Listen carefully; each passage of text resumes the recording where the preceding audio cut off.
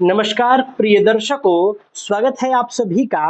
और आज के क्लास में हम समझेंगे नीच ग्रह का श्रेष्ठ फल कब मिलता है।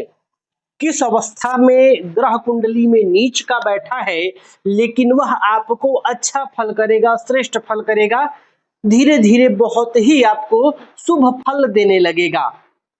आइए इस श्लोक को समझते हैं। और यदि ये श्लोक आपके जन्म कुंडली में बैठे नीच ग्रह पर घटित होता है तो आप समझ जाइएगा कि वो नीच ग्रह आपको श्रेष्ठ फल देगा, अच्छा फल देगा। अब आइए श्लोक को समझिए, फिर उदाहरण से इस कुंडली पर समझेंगे। प्रिय दर्शकों, नीचस्थो यद्यपि पापोपि उपचयस्थो लाभदः स्मृतः। कहा पापोपि यानी पापी ग्रह हो। कौन? जो ग्रह आपके जन्म कुंडली में नीच का है वो कैसा ग्रह होना चाहिए? तो पापोपी यानी पापी ग्रह हो, अशुभ ग्रह हो, क्रूर ग्रह हो। और वो ग्रह यद्यपि नीचस्थो यानी नीच राशि में बैठा हो, अपनी नीच राशि में। जैसे कि पापी ग्रह कौन हुए? तो शनि ग्रह। अब मान लीजिए शनि ग्रह आपके जन्म कुंडली में 1 नंबर की राशि मेष में बैठे हैं तो वो नीच के हैं। मंगल ग्रह 4 नंबर की राशि में बैठे हैं तो वो नीच के हैं। मंगल और शनि क्या है? पापी ग्रह भी है। और यदि वो नीच हो जाएं तो कहा नीचस्थो यद्यपि पापोपि उपचयस्थो लाभदः स्मृतः। लाभदः स्मृतः यानी लाभप्रद कब होता है? जब वो नीच ग्रह, कौन? पापी ग्रह नीच हो लेकिन वो उपचयस्थो यानी उपचय स्थान में बैठा हो। कौन सा स्थान में? उपचय। अब ये उपचय भाव कौन सा है यह समझना आपके लिए बहुत जरूरी है। तो मैं आपको बता दूं कि उच्च और नीच ग्रहों का उच्च और नीच स्थान कौन सा है इसके बारे में भी मैं पहले आपको बता चुका हूं। जाके आप वो क्लास देख लीजिए। और भावों की संज्ञाएं होती हैं, उन्हीं संज्ञाओं में एक उपचय संज्ञा है। इसके बारे में आज तो बताऊंगा, लेकिन उपचय के साथ साथ और भी संज्ञाएं हैं जो भावों का है। जैसे केंद्र भाव है, ये एक संज्ञा है।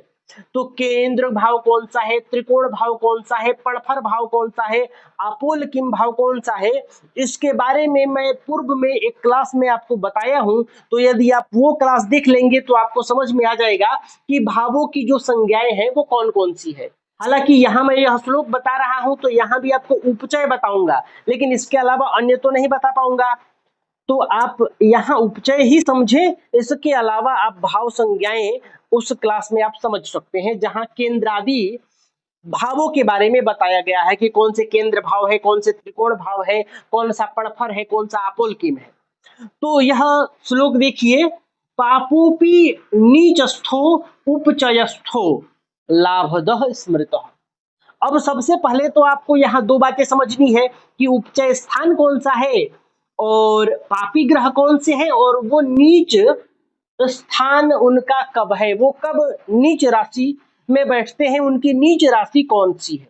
जैसा कि मैंने कहा, शनि मेष राशि में नीच के, मंगल 4 नंबर की राशि में नीच के। अब आइए उपचय स्थान समझते हैं। तो उपचय स्थान 4 भाव जो है ये उपचय स्थान माने गए हैं। कौन कौन सा? तो तीसरा, जन्म कुंडली का तीसरा भाव, छठवां भाव, 10वां भाव और 11वां भाव, ये 3 है। ये जो 4 भाव है ये उपचय भाव होते हैं। यानी जन्म कुंडली का तीसरा, जन्म कुंडली का छठवां, जन्म कुंडली का 10वां और जन्म कुंडली का 11वां।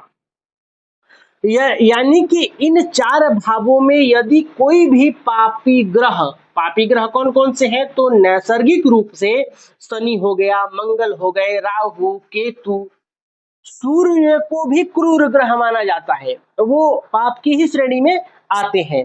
तो सूर्य हो गए, शनि हो गए, मंगल हो गए, यदि ये इन भावों में नीच राशि के बैठे हों तो वो आपको श्रेष्ठ फल करेंगे। जैसे कि मान लीजिए उदाहरण से कन्या लग्न है किसी जातक का या किसी जातिका का। मैं प्रायः मेष लग्न ले लेता हूं यहाँ उदाहरण के लिए। तो आप लोग कहते हैं कि मेष लग्न ही क्यों लेते हैं, तो आज मैंने यहाँ 6 नंबर लिख दिया।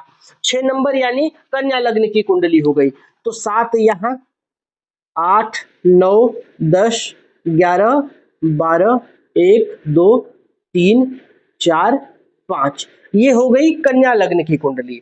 अब यहां देखिए कि 4 नंबर राशि यहाँ है और 4 नंबर राशि ये जो भाव है ये उपचय स्थान है। यहाँ 4 नंबर की राशि में कौन सा ग्रह नीच का होता है? तो मंगल। अब मान लीजिए मंगल यहीं पर बैठे हो, तो ये मंगल नीच के होने के कारण आपको निकृष्ट फल देंगे, अशुभ फल देंगे, लेकिन ऐसा नहीं है, क्योंकि ये जहां नीच के हुए हैं इस अवस्था पे ये सूत्र घटित हो जाएगा, ये श्लोक घटित हो जाएगा। नीचस्थो यानी यहाँ तो नीच के हैं कौन? यद्यपि पापोपी यानी पाप ग्रह मंगल यहाँ नीच के हैं, लेकिन उपचयस्थो यानी उपचय स्थान में बैठे हैं, तो ये लाभद स्मृत यानी ये मंगल आपको धीरे धीरे शुभ फल और अच्छा फल देने लगेंगे। क्यों? क्योंकि ये उपचय स्थान में नीच के हो रखे हैं।